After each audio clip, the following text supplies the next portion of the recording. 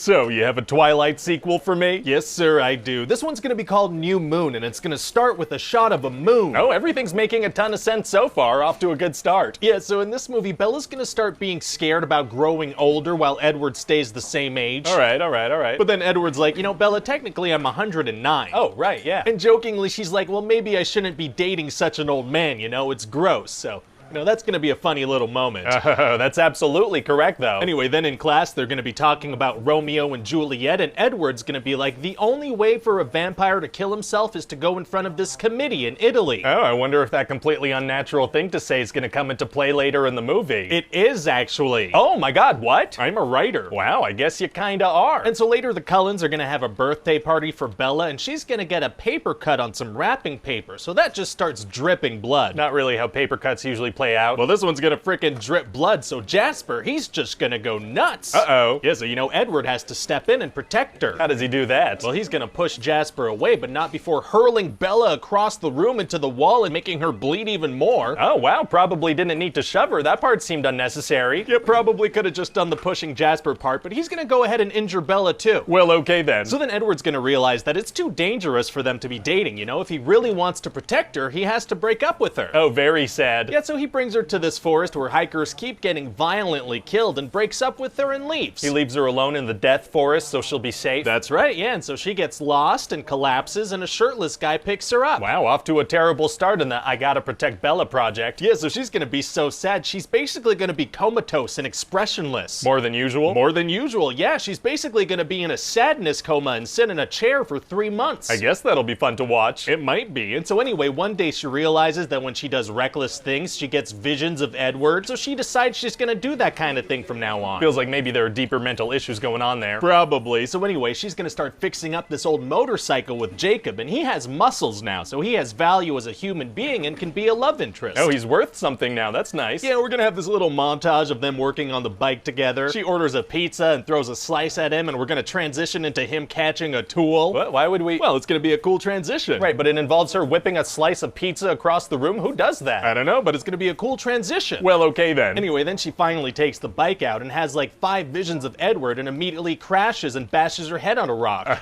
Oh, she's absolutely the worst. And then Jacob pops his shirt off to help, you know, like a normal person. Sure. And then he shows her all his abs and rubs her open wound with a dirty, sweaty t-shirt. Very romantic and probably infected. Yeah, so they start getting closer and closer, but Jacob has a secret. Oh, he does? Yeah, he's like, Bella, have you ever had a secret that you couldn't tell anyone? That's how all secrets work. It is, yeah. So what is it? Well, let's just say he spends a whole lot of time in the woods with very muscular, shirtless dudes. Oh, I see exactly what's going on. Yeah, he's a werewolf. Oh, he is. Okay, I was way off. Yeah, werewolves rarely wear shirts. It's the werewolf way, because when they transform, you know, their clothing, it gets torn to shreds. Well, what about their pants? Well, sir, unless you want to talk about the technicalities of werewolf junk, I'm gonna need you to get all the way off my back about pants. Oh, okay, let me get off of that thing. Anyway, so also that red-headed vampire Victoria from the first movie is hovering around, and she wants to kill Bella because her boyfriend James was killed in the first movie. Oh, right, yeah, okay. But Jacob and his werewolf buddies keep chasing her away, and she dives off a cliff to escape. Oh, werewolves can't jump off cliffs, huh? Actually, that's the one activity we've established that they love to do. Oh, so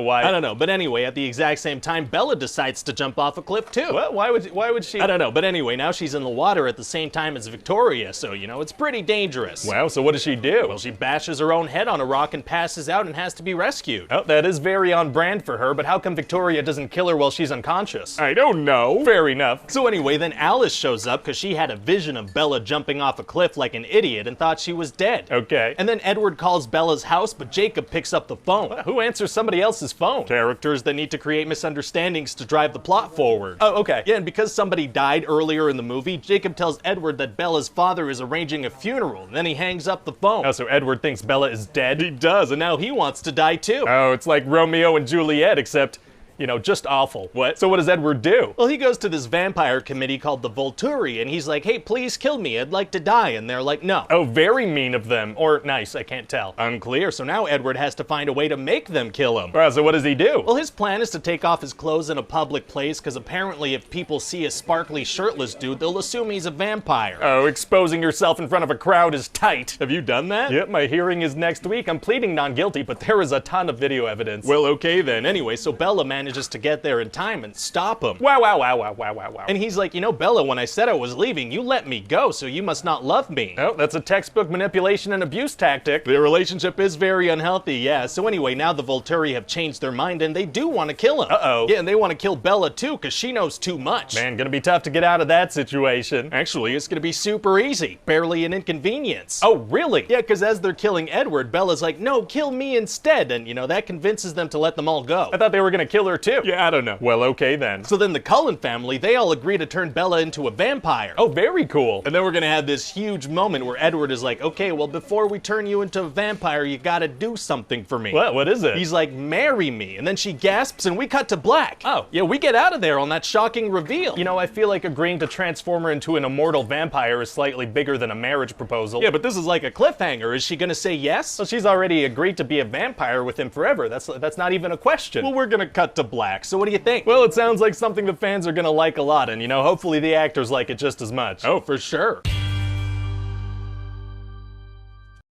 Bella was low-key always so annoying.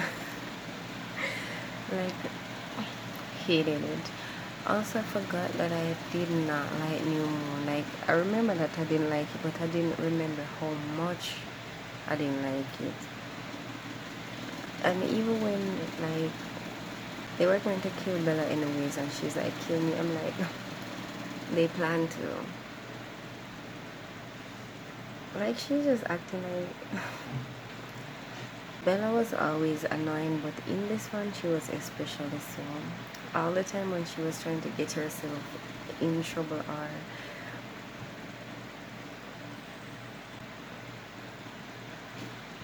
Bella, you stupid. You trouble dumb. Also, a guy was coming for me in the comments about me liking Twilight. I still do, just not New Moon.